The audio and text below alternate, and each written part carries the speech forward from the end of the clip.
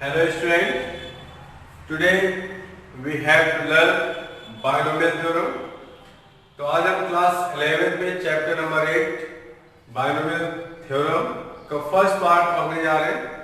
तो binomial theorem में discussion actual में किस चीज पे करना है वो देखते हैं। जैसे कि हमारा चैप्टर है बायनोमियल थ्योरम, बायनोमियल थ्योरम। ये आप इसमें वर्ड से समझ सकते हो कि ये दो वर्ड से मिला है, एक बाई और एक नॉमियल्स। कहने का मतलब है बाई का मीनिंग तो आप पहले से जानते हो, टू, अब नॉमियल्स का मीन्स टर्म्स। जब कभी हम टू टर्म्स पे डिस्कशन करते हैं तो उसे क्या बोलेंगे, बायनोमियल्स। तो एक्चुअल में इस चैप्टर में भी हमें दो टर्म पे ही डिस्कस करना है, ठीक है ना। जैसे मैं आपसे कह दूं कि यहाँ पे मेरे पास दो टर्म्स हैं, x है और y। x और y का जो सम है, और अगर इसकी पावर मैं 0 लेता हूं तो आप देख रहे हो यहाँ पे इसकी एक्सपेंशन में इसकी वैल्यू आप बताओगे कि 1 होगी। अगर x प्लस वाई की पावर 1 है यहाँ पे तो इसका एक्सपेंशन में x प्लस वाई लिखूंगा। मतलब जब 0 था तो 1 टर्म्स थे, 1 है तो 2 टर्म्स मिलेंगे। x plus y whole square हो गया तो x स्क्वायर प्लस में 2xy प्लस में y स्क्वायर मिलेगा। n की वैल्यू 2 है, तब नंबर ऑफ टर्म्स कितने हैं हमारे पास, 3 है। x प्लस वाई पावर में 3 है, तब हमें x क्यूब प्लस में 3x स्क्वायर वाई प्लस में 3yx स्क्वायर प्लस में y क्यूब मिलेगी। तो ये तो एक इजी वे था, इतना तो हमने क्लास 10 तक पढ़ रखा है, ठीक है। तो बायनोमियल थ्योरम में एक्चुअली हमें क्या सीखना है वो देखते हैं कि अभी आप देख रहे हो जब x प्लस वाई की पावर मतलब n की वैल्यू जब 1, 2, 3 या 0 होती थी तब हम उसको इजीली सॉल्व कर पा रहे थे। लेकिन अगर मैं आपसे कह दूं कि x प्लस वाई की पावर 40 होगी, ठीक है, तब क्या आप इसको सॉल्व कर सकते हो? नहीं सॉल्व कर सकते। तो इस तरह की प्रॉब्लम्स हमें बायनोमियल थ्योरम में सॉल्व करनी सिखाई जाएंगी। जब n की वैल्यू हमारे पास मोर देन 5, 6, 7 है, या फिर हम इन पावर्स को या n की इन वैल्यूज पे भी हम बायनोमियल थ्योरम अप्लाई कर सकते हैं, ठीक है ना। तो अब देखिए आपने ये रिजल्ट, आपको यहां से ऑब्जर्वेशन क्या मिले आपको। ऑब्जर्वेशन पहली ये थी when n equal to 0, n की वैल्यू 0 थी तब टोटल नंबर ऑफ टर्म्स हमारे पास 1 थे। When n equal to 1 then total number of terms 2 है, n की वैल्यू हमारे पास 2 है, then total number of terms 1, 2 and 3। n की वैल्यू अगर हमारे पास 3 है तब टोटल नंबर ऑफ टर्म 1, 2, 3 और 4 मिल जाएंगे। ऐसे ही अगर मेरे पास n की वैल्यू 40 है तो मैं बता सकता हूं कि टोटल नंबर ऑफ टर्म्स यहां पे कितने होने वाले हैं, 41। क्लियर, ये पहली ऑब्जर्वेशन।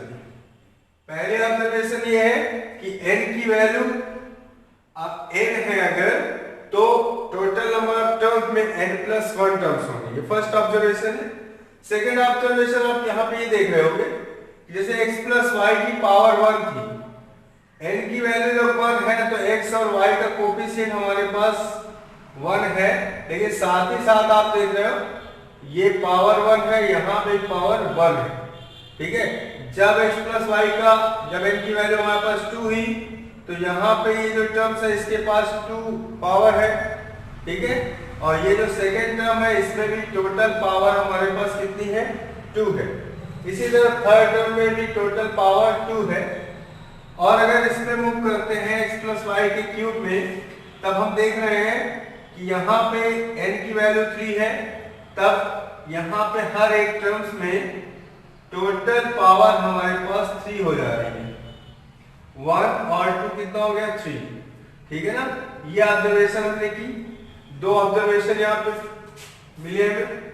इसके बाद बात कर लेते हैं इनके कोफिशिएंट्स की। जो भी टर्म्स हमें मिले हैं उनके कोफिशिएंट में क्या कैसे क्या रिलेशन हो रहा है। तो आप देख रहे हैं जब हमने x प्लस वाई की पावर 0 लिखी तब हमने कोफिशिएंट जो मिला वो 1 मिला। इसके बाद x प्लस वाई की पावर 1 में 1 मिला और 1 मिला। इसी तरह x प्लस वाई का जब स्क्वायर किया गया तब x स्क्वायर का कोफिशिएंट तो 1 है और x y का कोफिशिएंट क्या है हमारे पास 2 है। y स्क्वायर का कोफिशिएंट वापस से 1 है।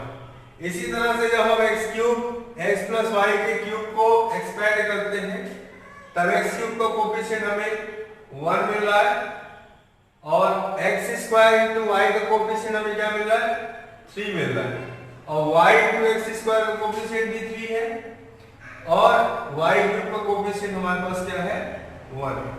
ठीक है, तो इस तरह की ऑब्जर्वेशन हमें मिली है। तो यहां पे हो क्या रहा है एक्चुअल में कि आप देख रहे हो अगर मैं यहां पे आपसे ये कह दूं कि n की वैल्यू 4 हो गई, n की वैल्यू कितनी हो गई 4, तब यहां पे जो कोफिशिएंट मिलेंगे टर्म्स के, ठीक है, उनकी वैल्यू क्या हम लिख सकते हैं। तो ये ऑब्जर्वेशन इस तरह से डिजाइन हुई कि आपने यहां पे देखा कि 1 को अगर मैं 2 में ऐड करता हूं, ठीक है, 1 को अगर 2 में ऐड करता हूं तो उसका आउटपुट मुझे 3 मिल रहा है और 2 को अगर मैं 1 में ऐड कर रहा हूं तो उसका आउटपुट मुझे 3 मिल रहा है। क्लियर है ना। इसी तरह से यहां पे आप देख सकते हो कि 1 को 1 पे ऐड किया गया तो मुझे क्या मिला। तो ये 1 2 3 और 4, इसके बाद 5th टर्म हमें वहां पे कोफिशिएंट अगर लिखने हैं तो हम क्या लिख सकते हैं। आप देख सकते हो यहाँ पे कि 1 में अगर हम 3 को ऐड, आप एक आइडिया लगा कि ये जो कॉर्नर वाले हमारे पास नंबर्स हैं वो तो 1 ही रहने वाले।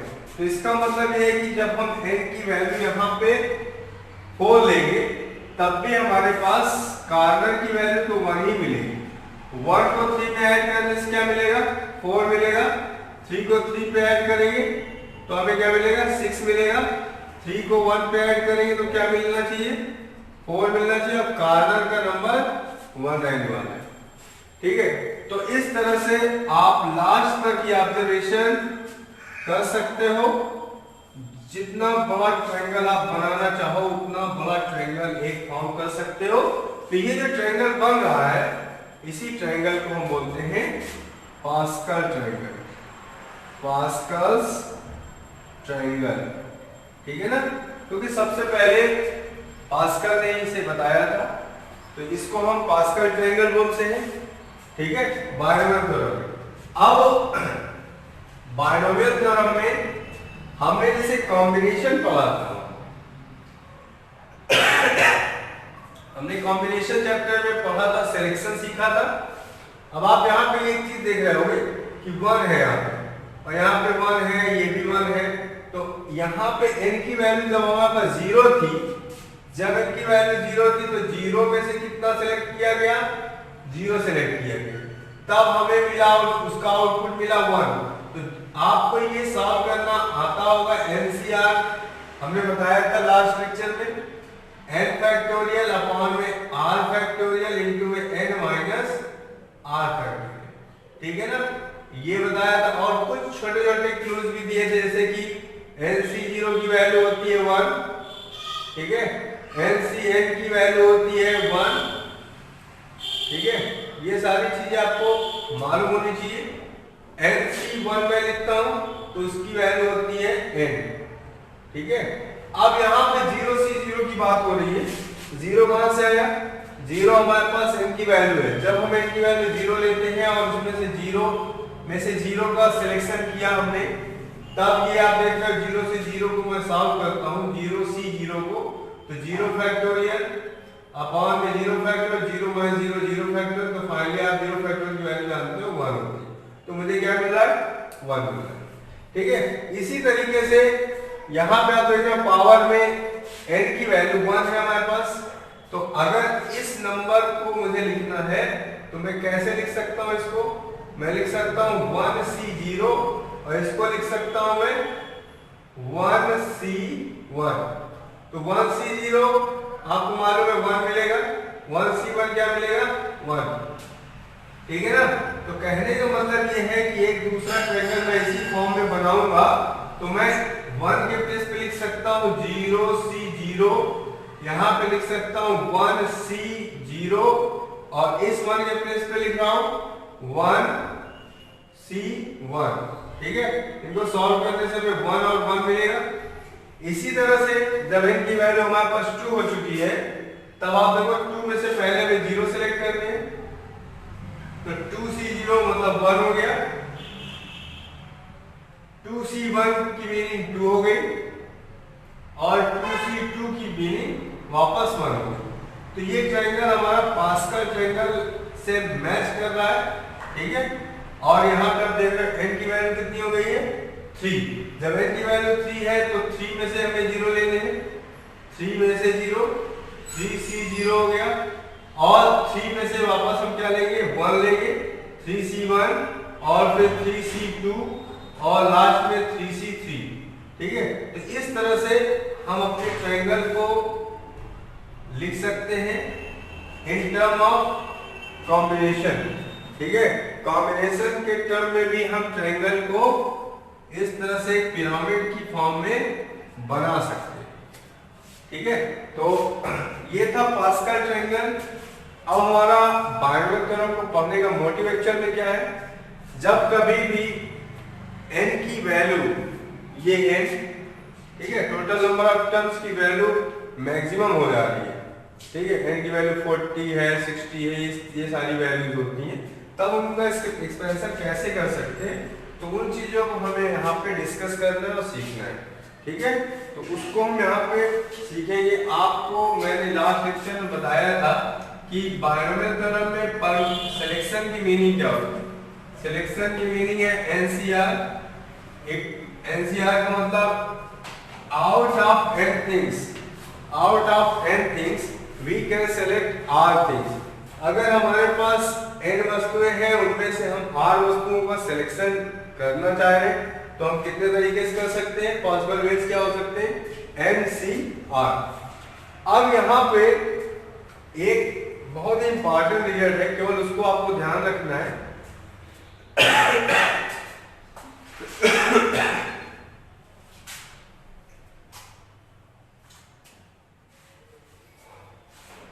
इतना आप नोट कर सकते हैं, ठीक। चलिए अब देखते हैं। यहाँ पे हमने आपसे कहा कि एक केवल जो भी बायनोमियल थ्योरम है हमारी वो केवल एक फार्मूले पर बेस्ड है। जैसे कि आपने लास्ट ईयर एपी पढ़ी थी, तो एपी में आपको nth टर्म का एक पर्टिकुलर फार्मूला बताया गया था, Tn nth term equal a plus n minus 1 into में d। a क्या होता था first term, d comma difference n number of terms, ठीक है, और Tn क्या है nth टर्म, जो भी टर्म में फाइंड आउट करना हो। तो यहाँ पे भी केवल एक ही फार्मूला है, उसी के इर्द गिर्द सारी चीजें होने वाली है, तो केवल एक फार्मूला आपको पढ़ना है यहाँ पे, और वो क्या है वो मैं लिखे दे रहा हूँ, Tr+1, ठीक है। Tr+1 इक्वल टू क्या होगा NCR x tends to power n minus r into में a की पावर में r। इस फार्मूले को आपको भूलना नहीं है, बहुत इंपॉर्टेंट फार्मूला है, ठीक है। तो ये फार्मूला अप्लाई कहाँ पे होता है, किसके एक्सपेंशन में अप्लाई होता है वो मैं बता दूं, जब x प्लस a की पावर में हमारे पास n है, ठीक है, x प्लस a की पावर में n है, और n क्या है पॉजिटिव इंटीजर हो सकता है, ठीक है, n क्या हो सकता है पॉजिटिव इंटीजर। तो अगर सपोज करिए अब मैं x प्लस a की पावर n का एक्सपेंशन करना चाह रहा हूं तो मैं कैसे कर सकता हूं। आपको मालूम है n यहाँ पे x प्लस a की पावर में कितना लिखा हुआ है, n लिखा हुआ है।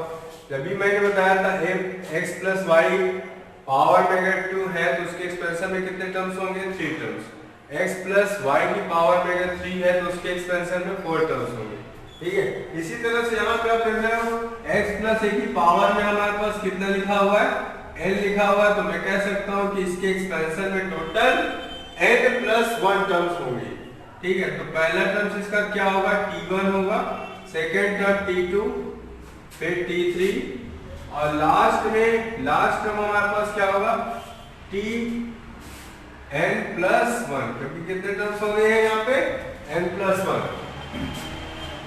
अब हम x प्लस a की पावर n का एक्सपेंशन करने जा रहे हैं, तो t1 को मैं इस फॉर्मेट में कन्वर्ट करूंगा।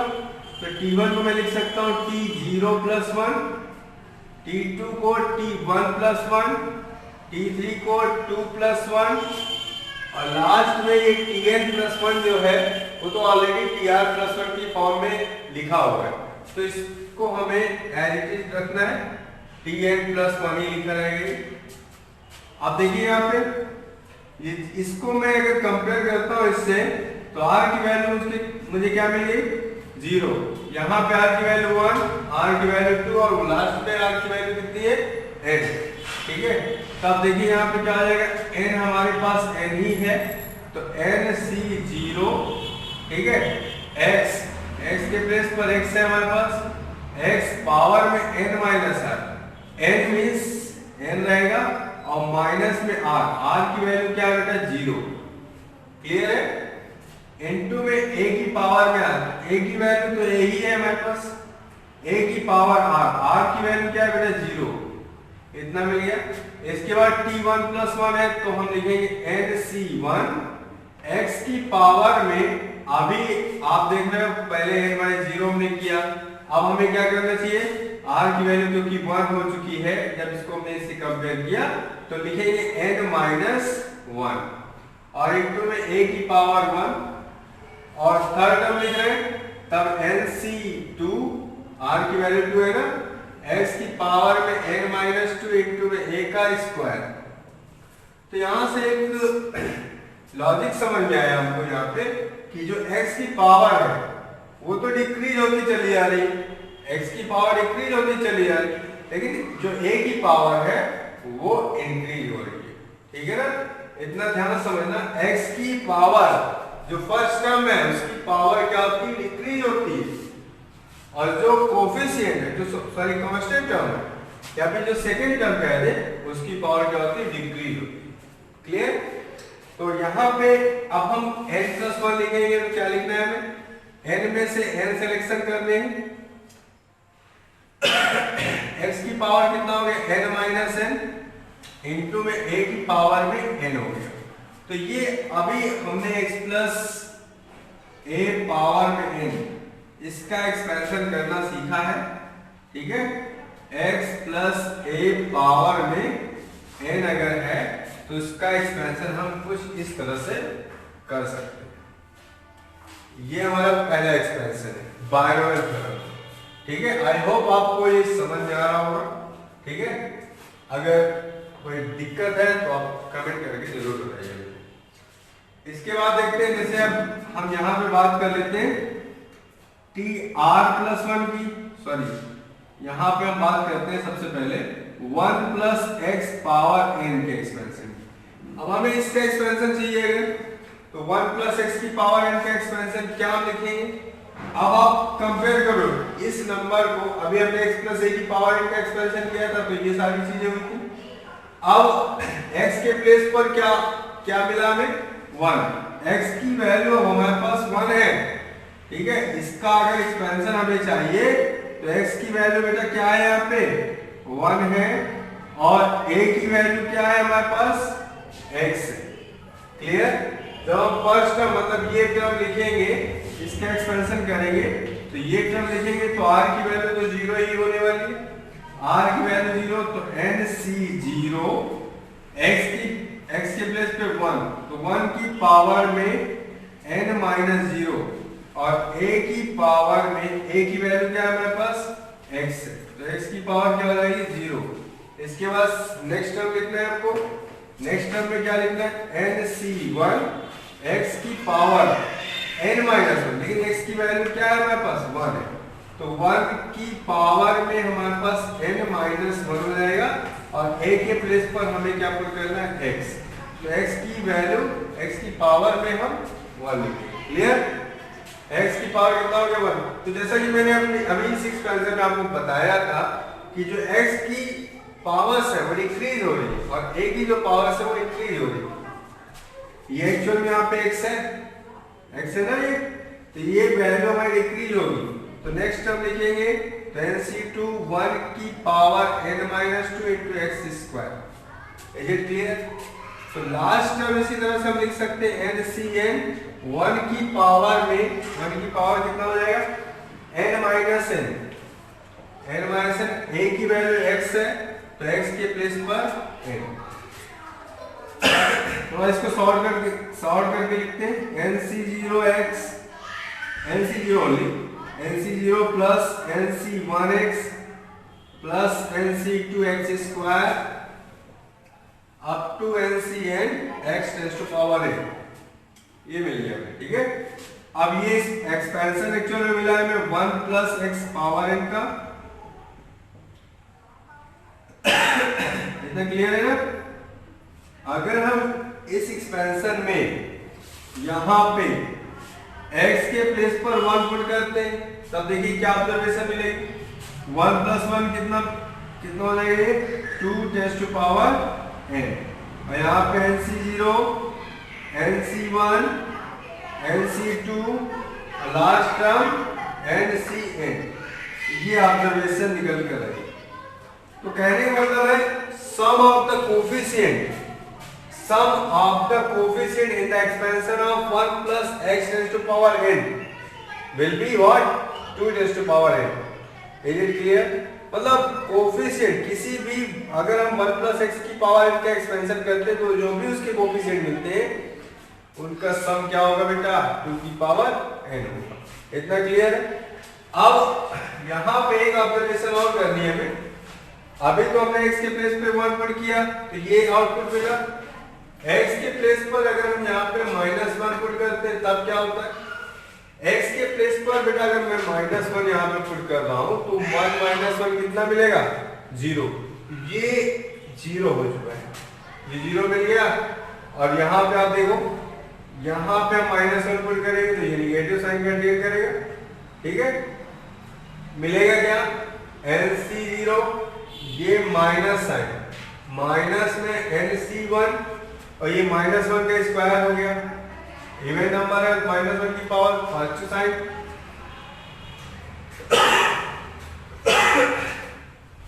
NC2 हो गया। इसके बाद NC3 x की पावर 3 मिलेगा।